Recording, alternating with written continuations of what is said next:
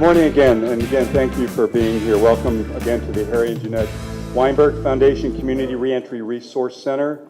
And again, thank you for being here. I'm Russ Snyder. I'm the President and CEO of Volunteers of America of the Chesapeake region, which is Maryland, Virginia, and the District of Columbia. We have 41 programs throughout that region, serving over 5,000 men, women, and children every day. This resource center, just to give you a quick update, and I'm going to have our distinguished guests introduce them and have them come up and say a few remarks as well. This resource center has been underway for many years, and it's here to serve those returning citizens here into the city of Baltimore and the surrounding areas. It's an innovative center designed as a one-stop shop for residents that are coming back to the community. It is co-located on the other side of this facility are 148 beds where our Federal Bureau of Prisons sends ex-offenders coming back into the Baltimore community, into our program for reentry services. And they live here for approximately 6 months at a time. We serve about 700 men and women that are coming through that side of the program. And they have this wonderful new facility available to them to help them find jobs and get job skills and job training. This 5,000 square foot building was recently finished, and on site here will be case managers to assist those returning citizens who come in the door, whether through the front here or through the side there. This is a community-based project to help with workforce development activities, find housing, health care, become educated about their finances through literacy programs, and reconnect with families and find options in these various community-based services that might not be located on site. There's 11 perimeter offices. We are going to serve around 400 returning citizens this year. And they will be through a Department of Labor program, which we are calling VOA Works, and we're thankful for the Department of Labor and providing us a 3-year grant of $1.5 million that will allow us, and we've already started. And this will provide different job opportunities related to healthcare, information technology, hospitality, medical, construction, transportation, so the gamut there. And I'm going to name off a few of our partners in just a moment. This week, on Monday, we started our first class in this space here, and there's a training room in the back, and our partners are using these offices here, and they're going through. So the first class, we have had 18 returning citizens already come through our first class this week, and 4 already have jobs, and they've gotten jobs through one of our partners. Some of our partners include Apex Adams, which is an organization that does training around food services. COE Life Enterprises, which provides leather and crafting opportunities and apprenticeship programs. Solid Ground Wellness, which is a mental health service agency that is also, the Mayor's Office on Employment Development has an office here and is working on career exploration as well as apprenticeship programs. And this is a training job center here located for MOED. Bowie State University Peer Recovery Workforce Training program has an office here, and they're doing training around peer recovery specialists and registered peer specialists. Misha House it's an addiction treatment services program, and they're also providing services here. And then finally is Nexus US program, and this is a program that we're working with Andre Robinson and Michael Hunter and Dr. Tien to really build the building trades. There's a gap in building trade workforce, and we're working together to try and make this hub here a place where those that are returning to the community can get training and get job placement and referrals. So that's really it about this center. I do have to say, and thank you to your council member Costello, who put in place the legislation to actually get CPACE. And CPACE Commercial, which is a financing tool for energy efficiency construction. And thanks, Eric, for that work you did there. And thank you for Greenworks Lending, who was our financier. That helped us build this space out here, as well as the Harry and Jeanette Weinberg Foundation. Our vision here is to take what we are doing here and replicate it in the center of Baltimore at one of our other properties, and then in the West Baltimore area for one of our properties. So have a hub and spoke type of arrangement where we can provide that workforce development for the returning citizens in Baltimore. I'm going to wrap up, and then I will introduce our guests by thanking Tony Azzola, who is the president of Azzola Rehab Builders, who did a marvelous job here and actually built out the other space back in 2012 and 2013. And Marks Thomas, the architects, Mark Heckman, and Rick Della, who is our construction manager, did a fantastic job here. And all thanks really go to the Harry and Jeanette Weinberg Foundation and Greenworks Lending for allowing us the resources to build out this marvelous community hub. So thank you for that. It's my pleasure to introduce our mayor, Mayor Catherine Pugh, to give us a few remarks.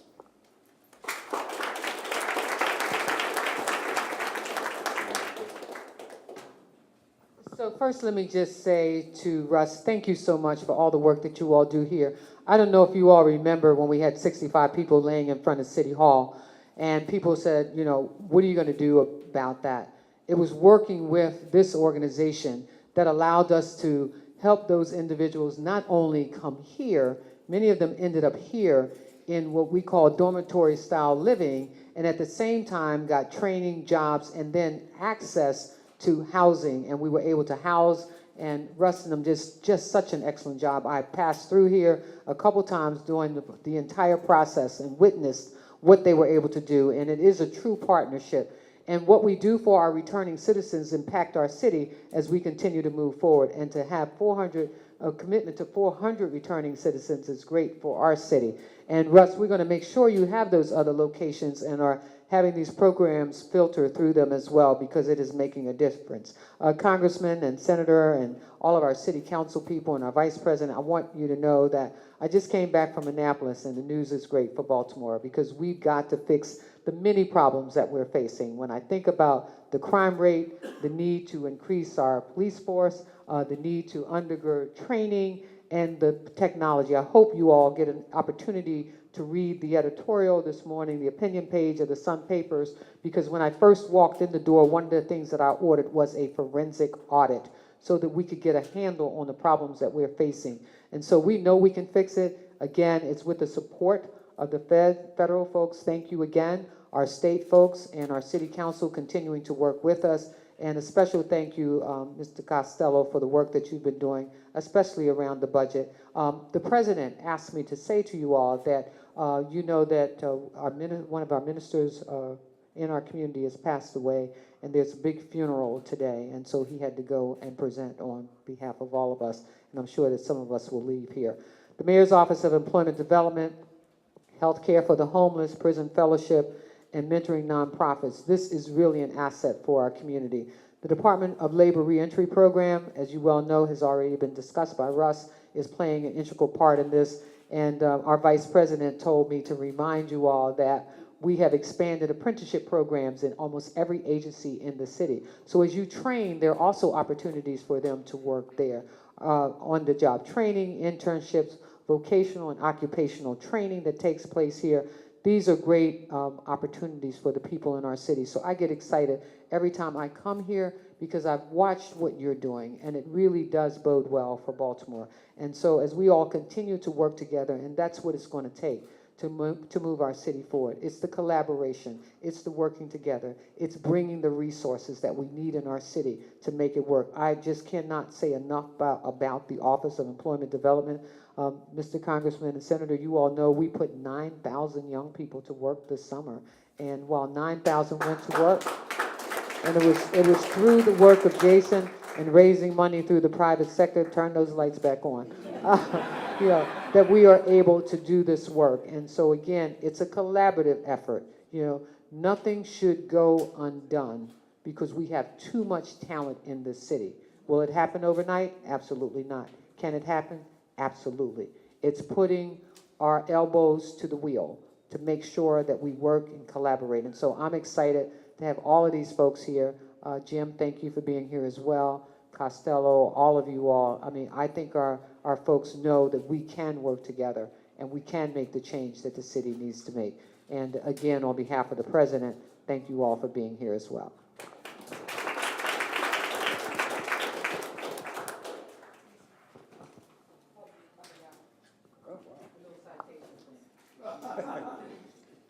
So on behalf of the citizens of Baltimore, this is just a certificate of recognition for Volunteers of America. And I tell you, if I could bring one every day for the work that you all do, if I had the time, I would. But thank you.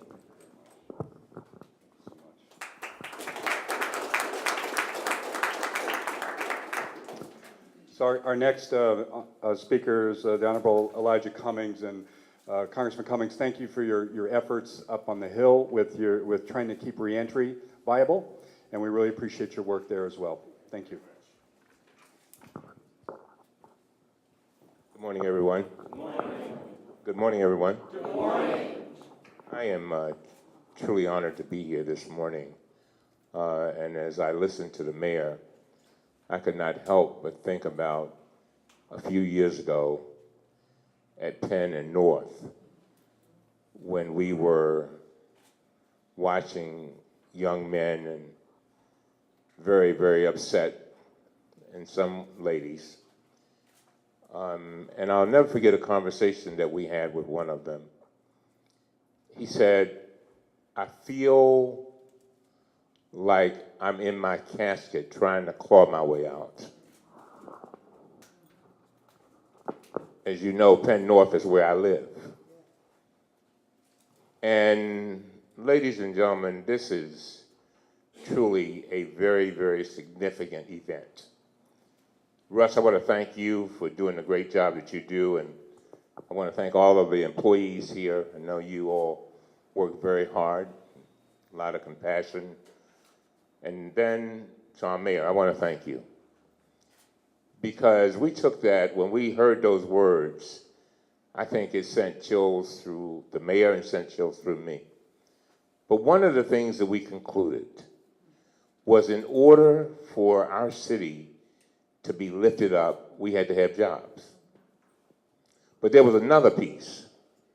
We also realized that people needed to be prepared for jobs. Come on now, don't leave me out here by myself.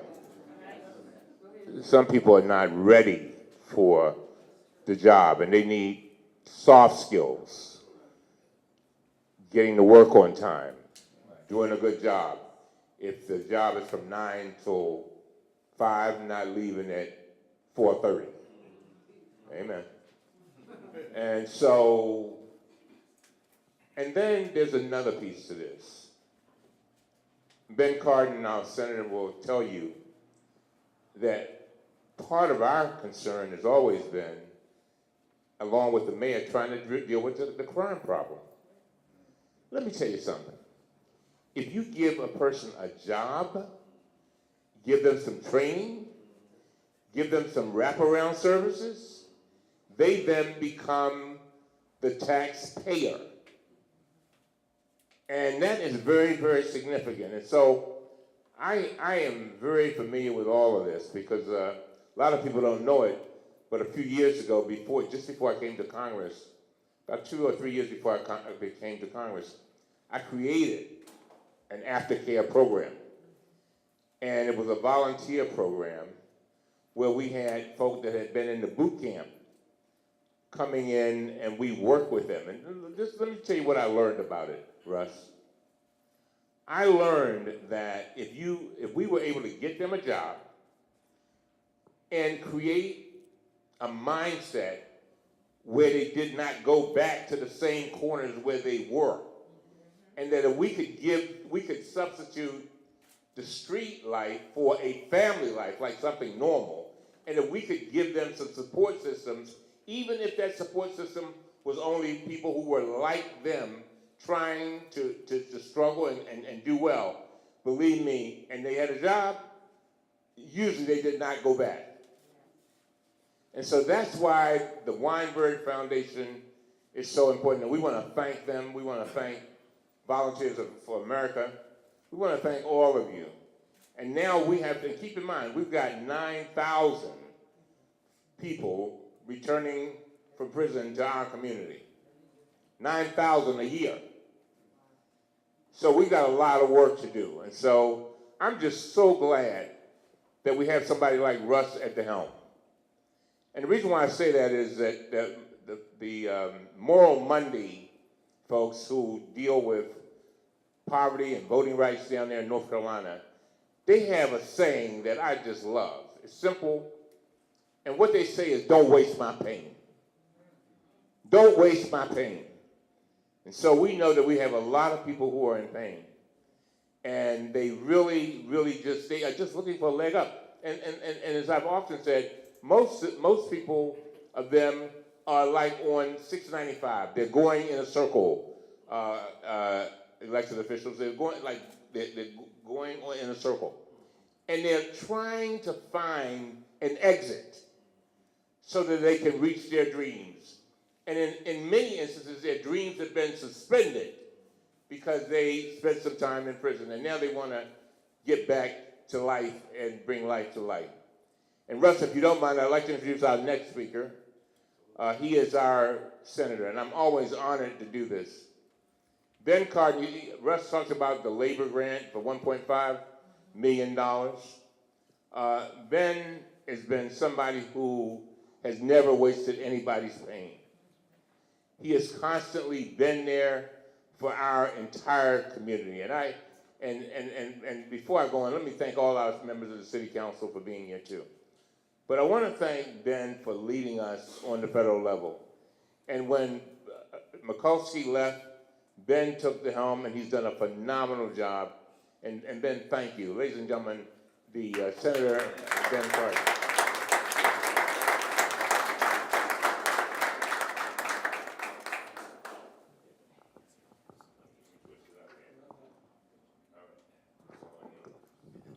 Elijah, thank you very much. We are very proud to have in Maryland Elijah Cummings, an incredible national leader who's going to play a critically important role in the next Congress.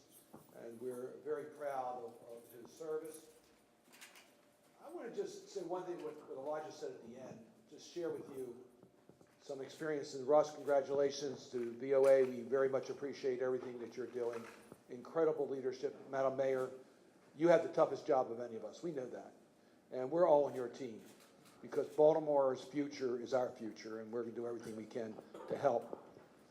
But I just really want to share with you what Elijah said as far as the priorities of our delegation. I'm honored to be the senior senator.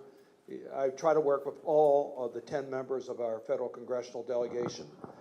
And I do that particularly around appropriation time.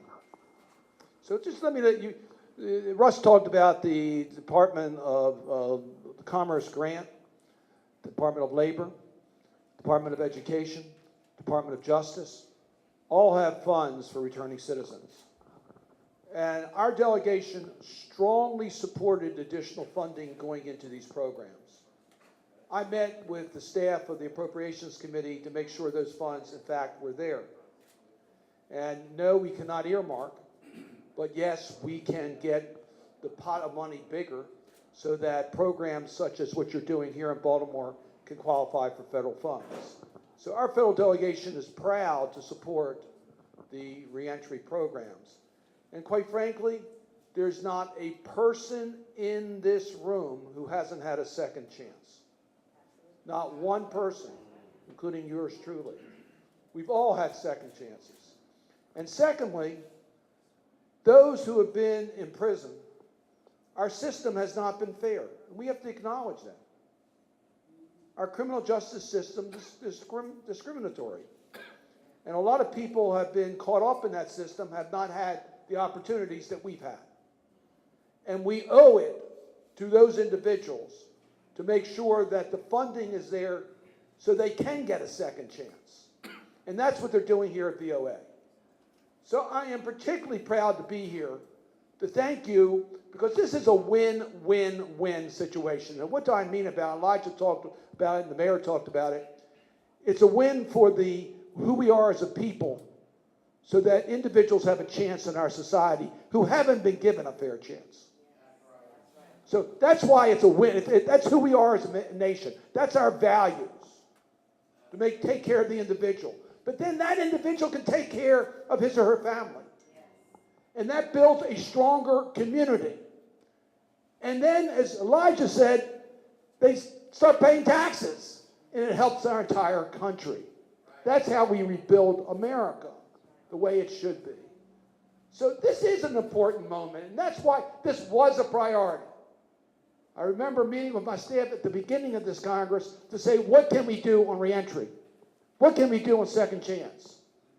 And I am pleased to see here in Baltimore City the fruits of that labor. Working, we asked the Weinberg Foundation, critically important, leadership of Baltimore would not happen without the work of the council, without the work of the mayor.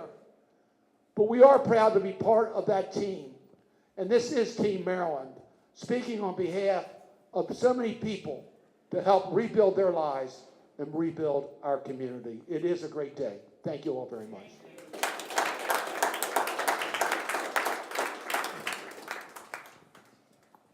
Before I introduce the next speaker, I want to recognize Councilmember Sharon Green Middleton. If you could, thank you for being here today. Thank you for celebrating this with us.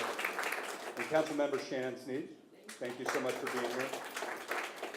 It's my pleasure to introduce now State Senator Bill Ferguson. So thank you. Yeah, I'm gonna. I got it. Thank you.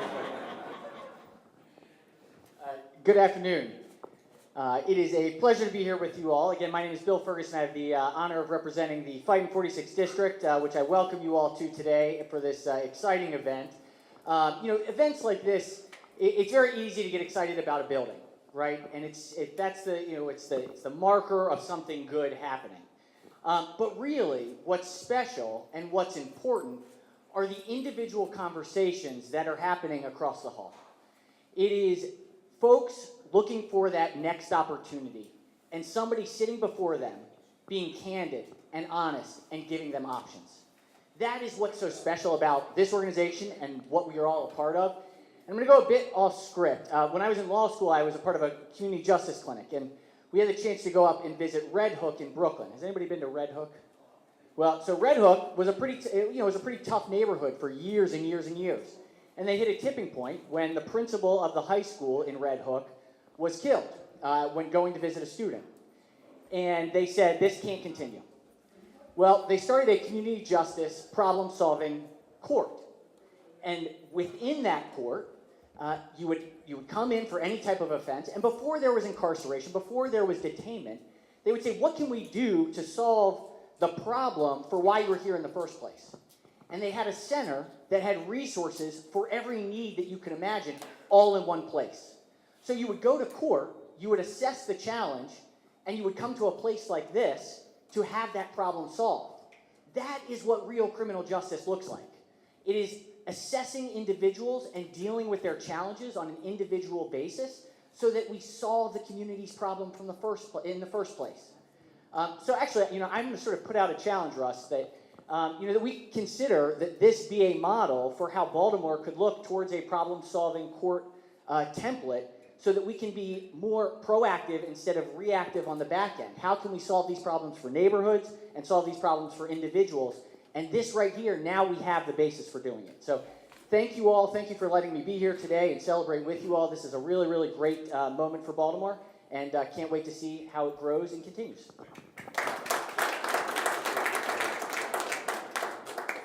My pleasure now to introduce Councilmember Brandon Scott, who is our council member here.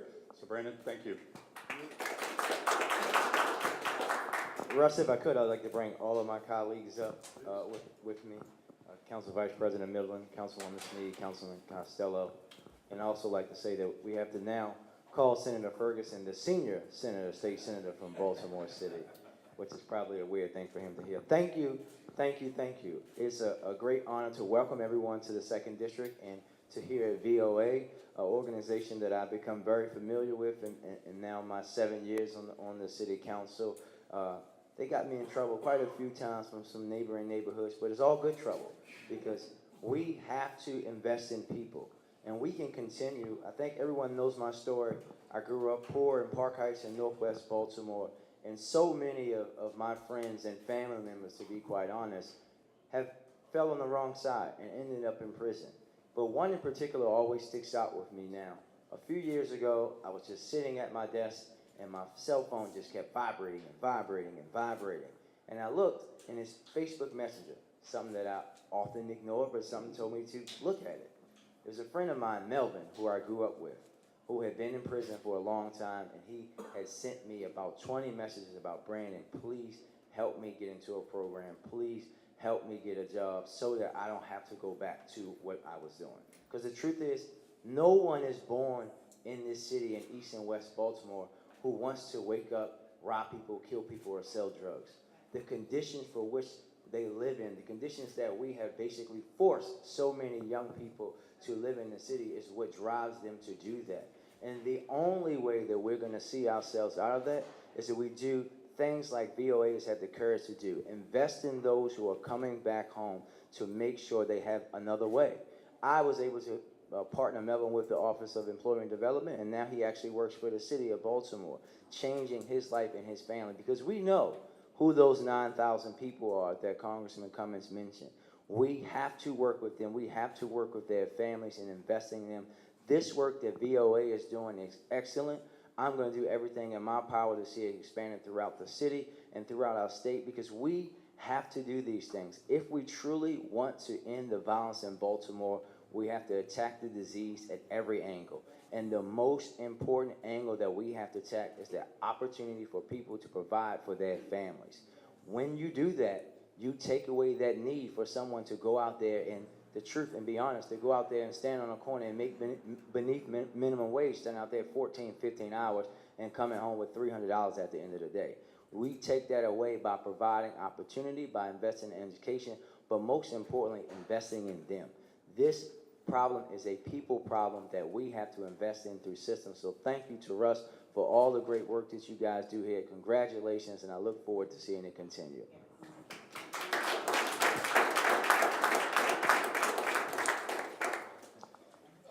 So I was asked to speak today because I was a sponsor of a bill a couple years ago, CPACE, Commercial Property Assessed Clean Energy. My colleagues that are here today supported that, so thank you. That was the first bill I worked on. It took like 14 or 15 months, which seemed like a really long time. It was passed into law, and we are now... Thank you. My friend from the 2nd District. But it took an additional 2 years to get to this point where we've had our first project in Baltimore City delivered as a result of CPACE, which helped with an $800,000 gap to get that money at a much lower rate in order to make those clean energy upgrades, in order to help deliver this project. And I could not be happier that the project that was delivered is VOA Chesapeake. I can't tell you how much I appreciate the work that you guys are doing. For those of you who don't know, VOA is also in my district downtown on North Packard Street.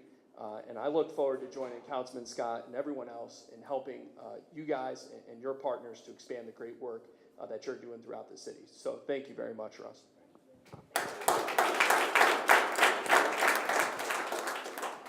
We should recognize, I've been here about 10, almost going on 11 years now, and working with the council and the city of Baltimore is really a great pleasure. You all do great work, and thank you for what you're doing for your community. So thank you, Eric. Appreciate all you all being here today as well. And from a nonprofit leadership standpoint, it's just wonderful to work with you all. You all get things done. It's great. So thank you again. So we're going to close out here, and we invite you to take a tour. In the back, there's a training facility, and you can kind of pop your heads in here, and then we're going to walk you through, if you'd like to, on the other side, which is our residential center for those returning citizens that are coming back. It's a 148-bed facility. We're currently using it for the Bridge Housing Program, as the mayor said, and the Bridge Housing Program will be continue to be open. The beds that are on the other side are those that are here for working, and what our goal is, and we have an incredible, actually, percentage of those returning citizens. 95% of those returning citizens that come through our program are successful in getting a job and in housing. So that's quite a remarkable program that we're running here next door. And again, 600 ex-offenders are coming through, returning citizens are coming through. I did want to recognize one other individual here who's been absolutely great to work with, as well as the council members, and that's Terry Hickey, who's from the Mayor's Office of Human Service. Terry and I, just a quick sidebar on this bridge housing. As we know, there was a number of homeless encampments in the city of Baltimore, and through the mayor's office and working with Councilmember Costello and working with Terry, we were asked to provide space to look at the 83, or the encampment that was under the bridge off of 83, the Fallsway Expressway. And so it was very well put together by the city. We worked here to establish half of our facility to house up to 40 men and women who have been chronically homeless. for years.